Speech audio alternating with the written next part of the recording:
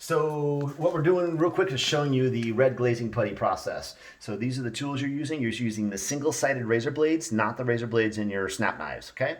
And then this is your red glazing putty, not to necessarily be confused with just Bondo. Remember, Bondo is a brand, okay? So they're in tubes like this. So using your LED light, you don't want to shine at the surface. What you want to do is you want to shine across the surface. Here, I will shine it the other way so it's not in your eyes. So if you look right here, I see nothing. See that? Nothing. But as soon as I get a light there, you see the imperfection. See it? Can you see it? Yeah. Okay, cool. All right, so to fill that guy, we literally just take, make sure you see my camera here, or see what I'm doing. Just take a little bit of your product. You got your knife, and it's just like that. That's it.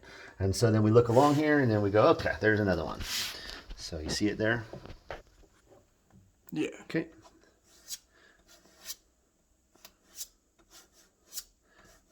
And basically, that's it.